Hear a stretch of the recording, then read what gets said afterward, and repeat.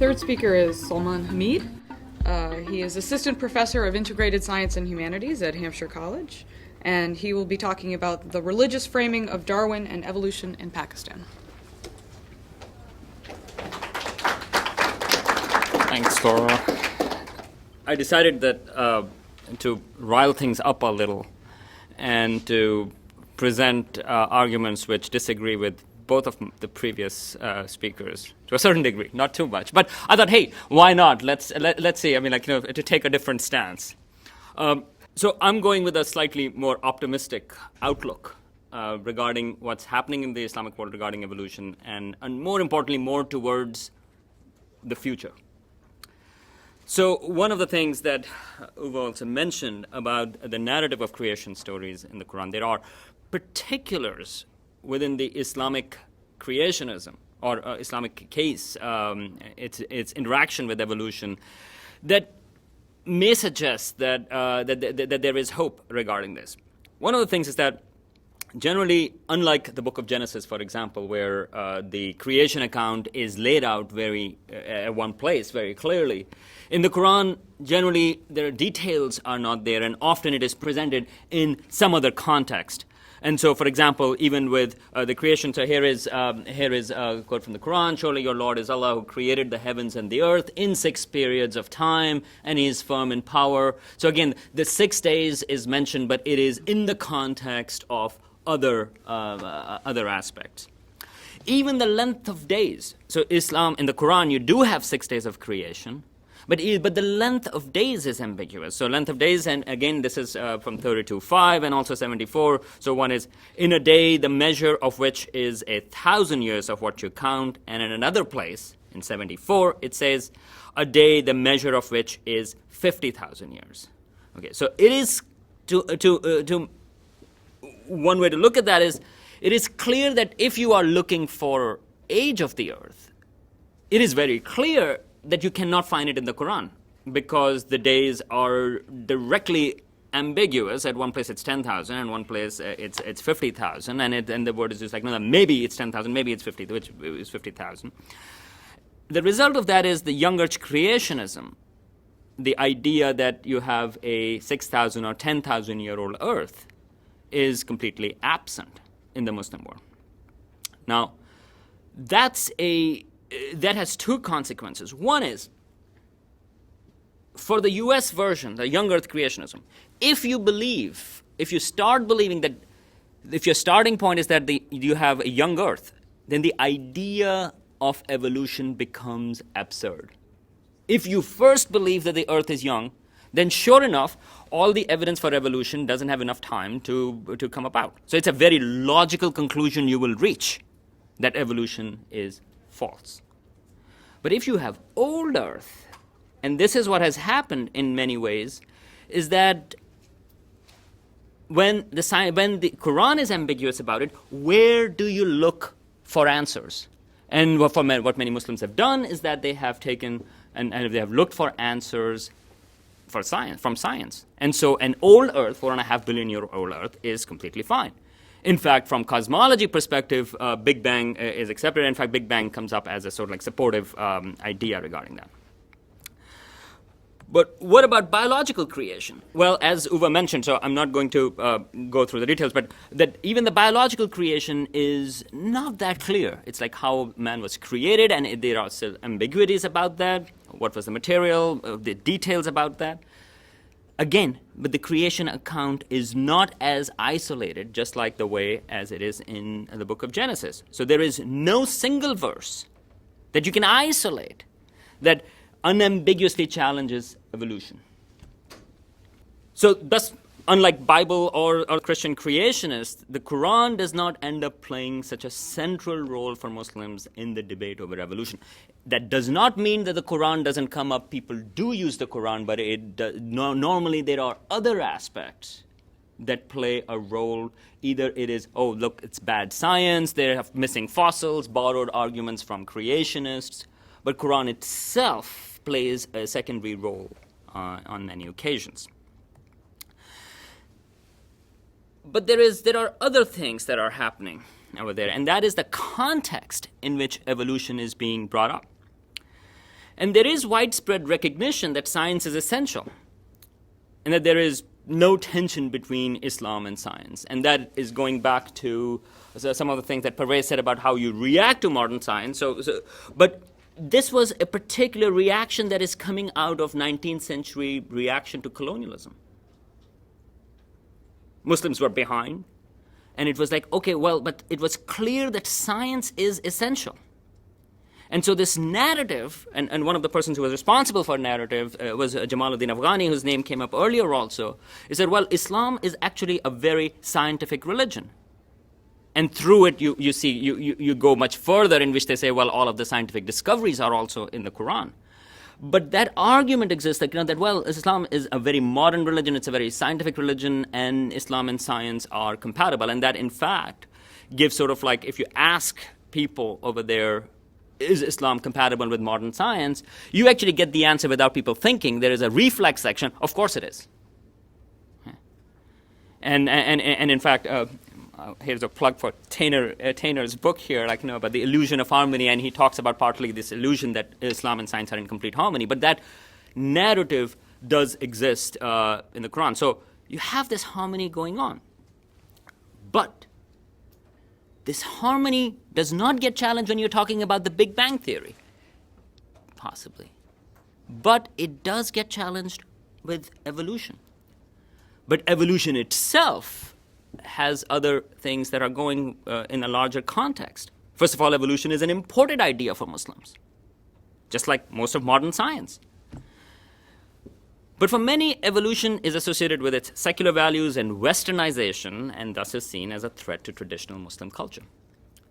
So here is this interesting thing that on the one hand, there is a standard narrative that, well, Islam and science are compatible, but evolution makes it a little bit problematic, and that's where it provides a nice, you can think a marker, you can think about a nice probe to think about how Muslims then associate modern science with. And one of the first Muslims, again, scholars to reject evolution was Jamaluddin Afghani, even though he was one of the people who actually promoted the idea of Islam and science harmony. And here is a quote from him: there was, is, and will be no ruler in the world but science. And he attributed the decline of Islamic civilizations to the neglect of science and philosophy. And yet, he rejected evolution. But he rejected evolution in response to Sayyid Ahmad Khan, as Professor Glick had mentioned earlier in the morning. And Afghani was connecting this to the idea of materialists. But he was responding to a particular colonial context, and I won't go into that. But let's move on how people have responded to it in more modern contemporary times. Well, not really contemporary, but in the 20th century. So here is Iqbal. He's considered as the national poet of Pakistan. And he was unhappy with evolution. But he reluctantly accepted it. But when he accepted it, he credited the idea to 9th century philosopher Jahiz for the idea of evolution, and another scholar, Ibn Maskawi, in the 11th century, as the first Muslim thinker to give a clear and in many respects a thoroughly modern theory of the origin of man. So Iqbal not only accepted evolution, but he also accepted human evolution. He didn't like the idea, he brought up the issue of soul in it. But rest of it, he reluctantly did. But when he accepted it, he put it that, well, this was an idea that was given by Muslims to begin with. The same strategy was employed by Jamaluddin Afghani. Initially, Afghani rejected evolution, but later in his life, he changed his mind and accepted it. But when he accepted it, he called Darwin a mere specimen collector. He said that he was simply discovering the same things that Muslims had discovered before. So here is something where the context becomes important. Because if it is coming in the colonial context, and there is anti-colonial movements also going on, and there is almost an embarrassment of having to borrow science, for example, from the West. When you change the narrative to say, well, this is not really borrowing, this is actually repossession, then you have appropriated Darwin, and it makes it easier to accept. By the way, this is not simply a Muslim context. John William Draper, whose name comes up in the warfare thesis of science and religion, and who created this particular narrative, and who had a book, History of the Conflict Between Religion and Science in the 19th century, which was pretty harsh with the Catholic Church in particular. But it was quite positive about Muslims. And in fact, he said the same thing what Iqbal is saying. So he's writing in the 19th century, Draper, and he says, thus our modern doctrines of evolution and development were taught in their schools, and their schools, he means Muslim schools, earlier on. In fact, they carried them much farther than we are disposed to do, extending them even to inorganic or mineral things. So this is Draper in the History of the Conflict Between Religion and Science. So here, Draper is using the Muslim example against Darwin at all. He says, well, Christians are behind here, but evolution, actually, the idea of evolution was given by early Muslim scholars. The same kind of framing happens even today. So evolution is included, for example, in textbooks in Pakistan. And we are going to hear more about evolution tomorrow in textbooks. But here is a biology textbook from Pakistan, 12th grade biology textbook. And here's a chapter on evolution. And it presents evolution as a fact of science. And it actually talks about creationism. It says, previously people used to think about creation, and that's where the concept of evolution versus special creation, and it rejects special creation. Now, the epigraph of that chapter, right up on top, you have a verse from the Quran. And it says, and he is who had produced from you from a single being. Now, a lot of the debates in the US has been about the separation of church and state. So this would be something that would be no way it can make it into the textbooks. But in Pakistan, that is completely non-existent. And so here is a case where evolution is being presented. By the way, the text itself, the rest of the chapter, has no reference to religion at all. It's just that epigraph up on top. The textbook itself starts with Quranic verses, and that's a framework that it is being presented. But rest of the book is, the chapter doesn't have any Quranic references. Sure enough, the chapter following it is on ecology. The chapter following it is on biotechnology. Human evolution is simply ignored. It's not that it comes out against, that no, human evolution is wrong. Human evolution is simply not presented. It's not discussed. As tomorrow we are going to hear about, but of course teachers step in and they provide an alternative creationist. And Anila is going to talk about that. But from the science perspective, that's what is included in textbooks, but it is included in a religious context. And so far, it hasn't generated too much controversy. It hasn't been taken out. Of course, human evolution is not included, so that qualification is important. And here is a university, this is just an example. This is a university in Balochistan. And over there, I was looking at their website, and they actually had a seminar also on evolution, but they have a course on evolution, and this is Balochistan, so this is not Karachi or Lahore or Islamabad. We are talking about much more remote area. So this is biotechnology and informatics major at Balochistan University of Information Technology, Engineering and Management. They include evolution. Again, no human evolution, but evolution as a course is included in there. Is there opposition to evolution? Absolutely. And here are three scholars. I like this ZZ Top picture, but I'm not going to talk about all three of them. But I have other slides. If you want, I can talk about it. I'm actually going to more focus on Maududi. In fact, I'll just mention it. Religious scholars do have opposition to evolution, but as Uwe mentioned, a lot of the opposition comes down to scientific objections. They say, and those are borrowed in the same way. You have missing fossils, fossil gaps. You have similar type of the ones that creationists make. So here is Maududi from his Tafim talking about Darwin, and he's very clear. He says, it is very difficult for us to understand the exact nature of the creation of the first man. So first of all, he is making the claim but it is very difficult to find out about the first man. However, it is quite clear that the story of man's creation, as stated in the Quran, is quite different from Darwinism. very clear-cut opposition to Darwin. He is putting it against the Quran. The Quran says that man started his life as man, that in the entire history he has absolutely no connection whatsoever with any non-human state. Allah created him as man from the very first day of his life on the earth. Very clear-cut opposition to Darwin and or evolution. He is putting Darwin and evolution on the opposite ends of the spectrum. Now, he goes over it for 2 pages. I agree. He goes over it and he talks about, and he brings up all the scientific, pseudoscientific evidences about, fossil gaps and things like that.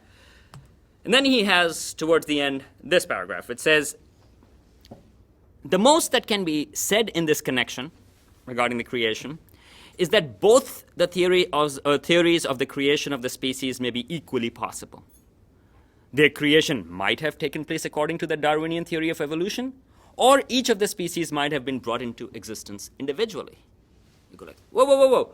You had just put everything against Darwin for 2 pages.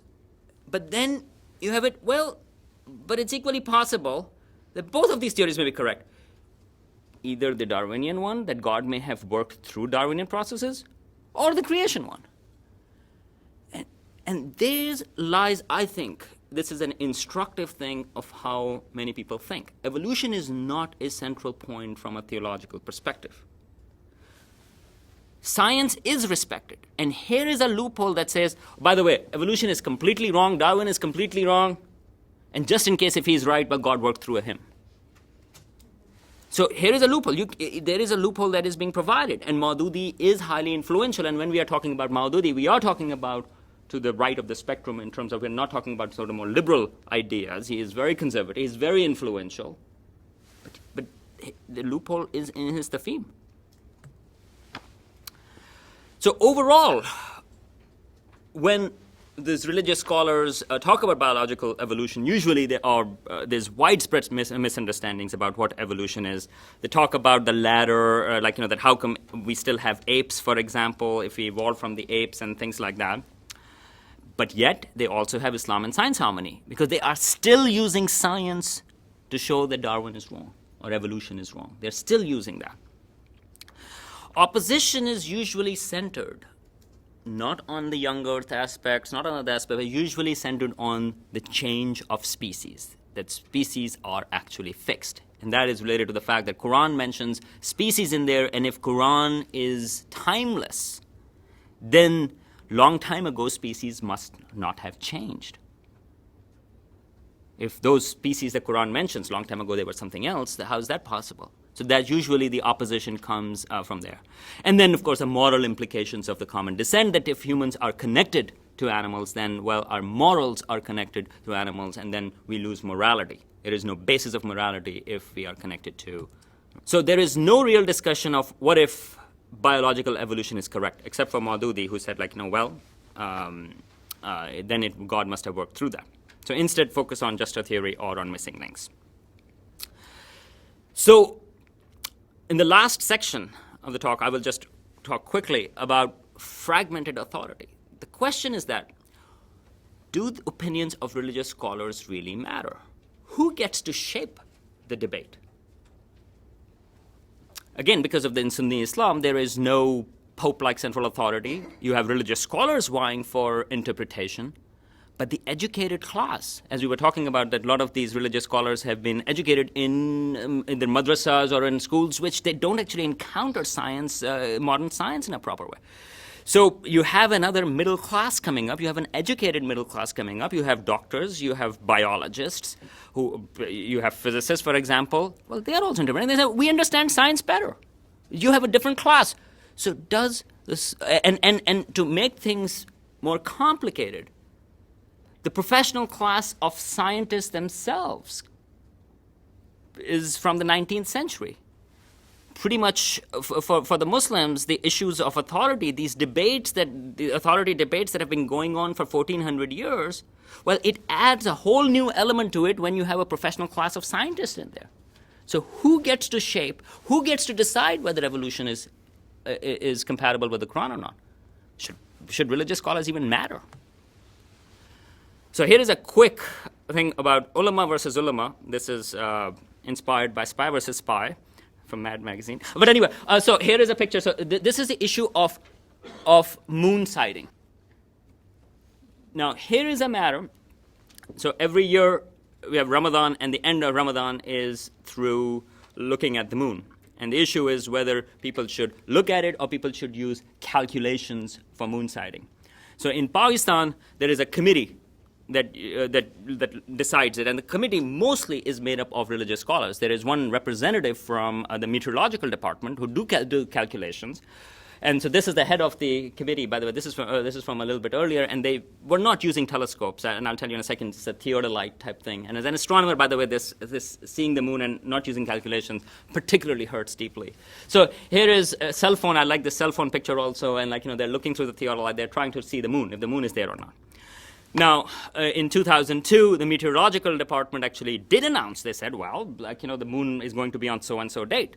And so the head of the committee, he declared, it is not the job of the Met Office to make an announcement as to when the moon of an Islamic calendar would be visible. Okay.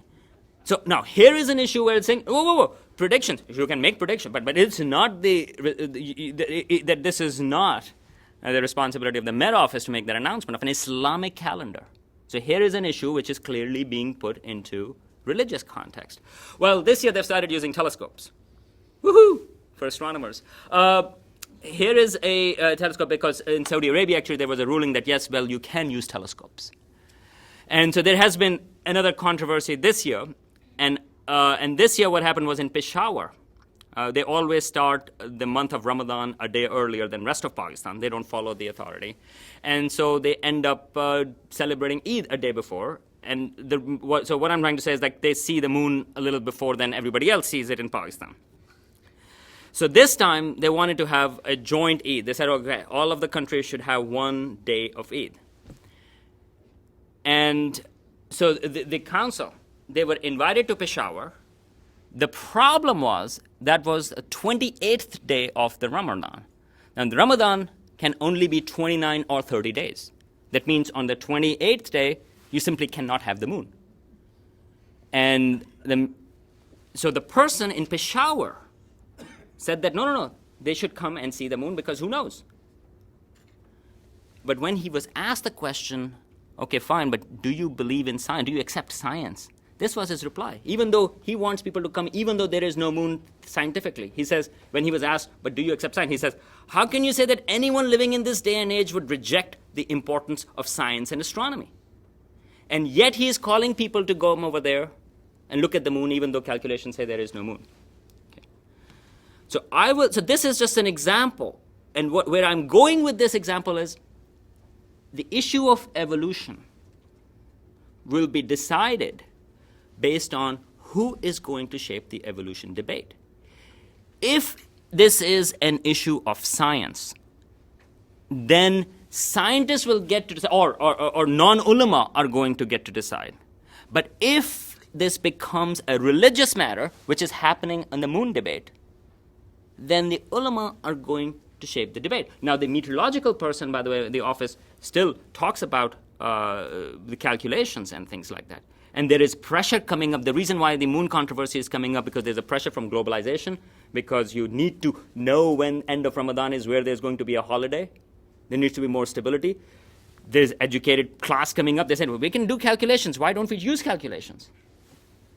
But this is where we are at. So evolution debate, I think, and that's where my optimistic assessment comes in, purely from pragmatic purposes, the use of biology is going to become more prevalent, and slowly it's going to push aside the religious scholars. And even with religious scholars like Maududi, because they have left a loophole, people will find a way to do that. But when they will do it, more likely than not, it's going to be in a religious context, not without it.